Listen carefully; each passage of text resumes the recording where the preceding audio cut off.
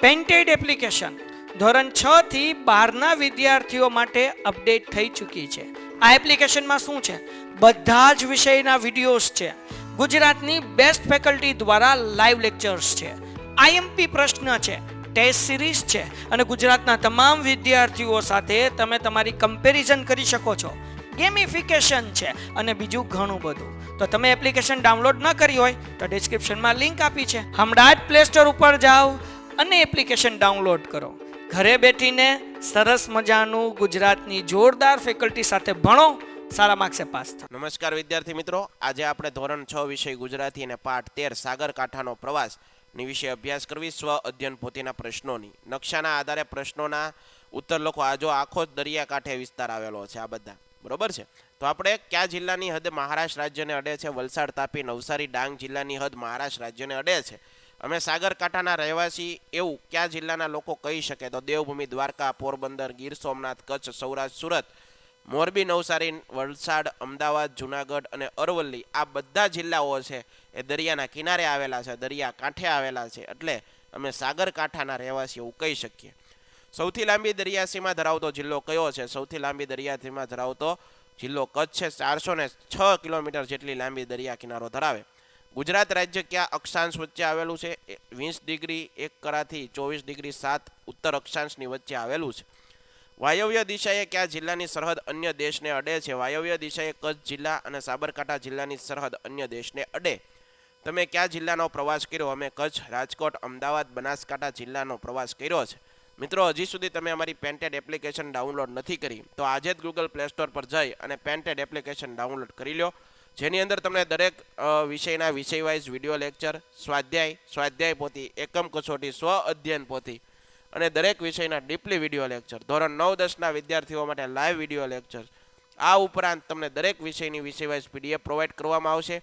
ભાવનગરની અંદર જો તમે વસવાટ કરતા હો એના માટે ધોરણ 8 થી 12ના તમામ વિષયોનું કોચિંગ પૂરું પાડતું કોચિંગ ઇન્સ્ટિટ્યૂટ એટલે કે આલ્ફા એકેડમી ભાવનગર ખાતે કાર્યરત છે. તમે એમાં જોડાઈ શકો, એનો સંપર્ક કરી શકો. યુટ્યુબની અંદર તમને અમારા વિડીયો ગમતા હોય તો અમારી યુટ્યુબ ચેનલ છે પેન્ટેડ યુટ્યુબ ચેનલ. હજી સુધી જો સબસ્ક્રાઇબ નથી કરી તો સબસ્ક્રાઇબ કરો, જેથી કરીને આવનારા વિડીયોની માહિતી તમારા સુધી પહોંચે. ઉદાહરણ મુજબના બીજા વાક્યો બનાવો અને લખો.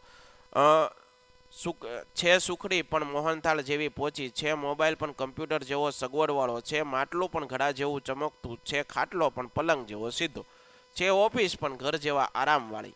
અહીં આપેલા વાક્યમાં લીટી કરેલ શબ્દની જગ્યાએ વિરોધાર્થી શબ્દ મૂકી અને વાક્ય ફરીથી લખો. અહીં ઘણા જૂના ઝાડ છે, અહીં ઘણા નવા ઝાડ છે. વરુણ સુદામાનું વતન ભૂલી ગયો, વરુણને સુદામાનું વતન યાદ છે.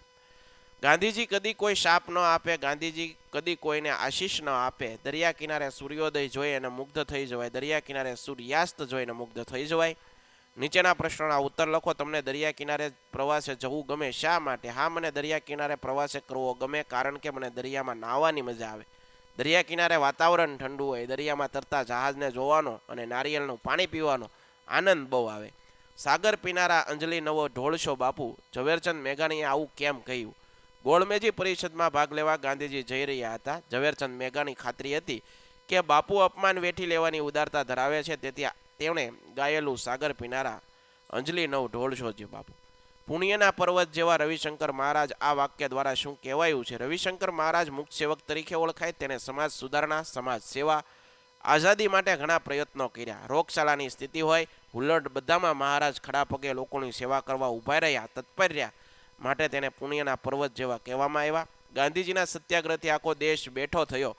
દેશ બેઠો થવો એટલે શું? ગાંધીજી દેશની આઝાદીની સાથે સાથે દેશમાં સ્વચ્છતા, સ્વરોજગારી, શિક્ષણ, એકતા સદાય એ માટે પ્રયત્નો કર્યા. તેના પ્રયત્નોને લીધે જ દેશ પ્રગતિ કરતો થયો. માટે કહી શકાય કે ગાંધીજી સત્યાગ્રહથી આખો દેશ બેઠો થયો. આગળ વધીએ. તમારી શાળામાં દરિયા કિનારા સ્થળો પ્રવાસે જવાનું છે. દરિયા કિનારો સ્થળ વિશે વધુ માહિતી મેળવવા તમારા શિક્ષકને કેવા પ્રશ્નો પૂછશો? દરિયા કિનારાના સ્થળે આપણે કેવી રીતે જઈશું? દરિયા કિનારે કઈ મોસમમાં જવું યોગ્ય ગણાય? ગુજરાતમાં ક્યાં ક્યાં દરિયા કિનારાના સ્થળો છે?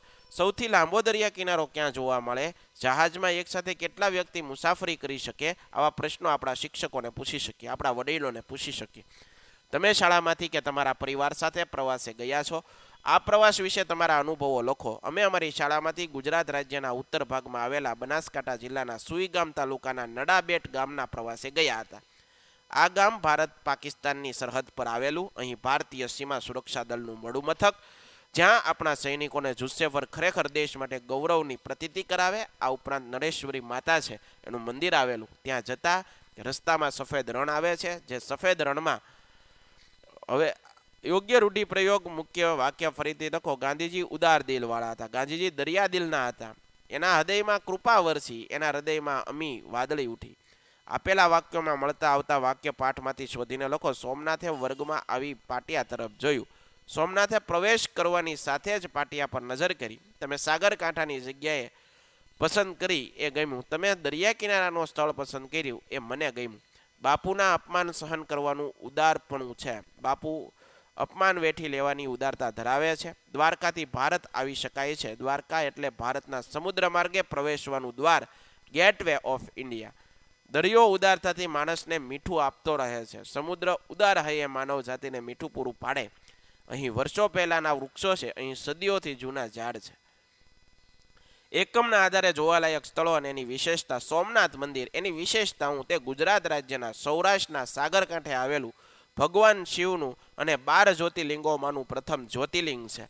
માધવપુર વિશેષતા એ છે કે સૌરાષ્ટ્રના સાગરકાંઠાનું વૃંદાવન તરીકે ઓળખાય. અહીં સદીઓ જૂના ઝાડ છે. અહીં રૂકમણીનું શ્રી કૃષ્ણના દર વર્ષે લગ્નની ઉજવણી કરવામાં આવે. પોરબંદર એટલે રાષ્ટ્રપિતા મહાત્મા ગાંધી નું જન્મસ્થળ. બરોબર, દરિયોની ચોપાટી વિસ્તાર ભૂલાવી દે એવો છે. તિથલ દરિયા કિનારે આવેલું પર્યટન સ્થળ છે. તે કાળી રેતી માટે જાણીતું. દ્વારકા ત્રિલોક જગત મંદિર અને સોનાની નગરીનો રાજા એવો શ્રી કૃષ્ણનું ભગવાનની નગરી છે. પાઠના આધારે યોગ્ય જોડકા જોડો. પંક્તિ પુણ્યના પર્વત જેવા રવિશંકર મહારાજ. જવાબ કોનો આનંદ, કવિ કાંત. સાગર પીનારા અંજલિ નવ ઢોળજો બાપુ, ઝવેરચંદ મેઘાણી. સ્વામી આનંદ.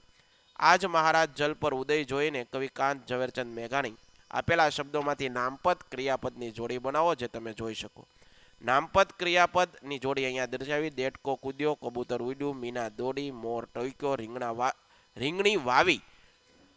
નામપદ ક્રિયાપદ ની અંદર આપણે પછી વાત કરીએ છીએ કે ફૂલ ખીલ્યું, દોડવીર દોડ્યો. બરોબર છે. મેઘ ગાય છે તો બેઠી મેઘ વરસ્યો. આ બધા પ્રશ્નો તમે પૂછી શકો અને આવડવા જોઈએ. બરોબર છે આપણને. ત્યારબાદ આપણે આગળ વધવું છે.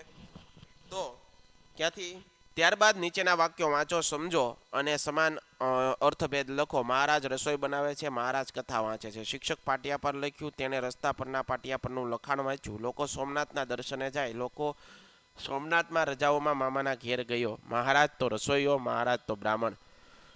એક જ શબ્દના બે અર્થ. પાટિયા તો કાળું પાટિયું પણ થાય અને પાટિયા તો નામ લખેલ પાટિયું થાય. સોમનાથ તો શંકર ભગવાનનું મંદિર અને સોમનાથ એક વ્યક્તિવાચક એટલે કે પ્રોપર નાઉન પણ છે. બરોબર છે. આશા રાખું મિત્રો તમને આ વિડીયો ગમ્યો હશે. ફરીવાર નવા વિડીયો સાથે મળશું. ત્યાં સુધી જય હિન્દ, જય ભારત, ધન્યવાદ.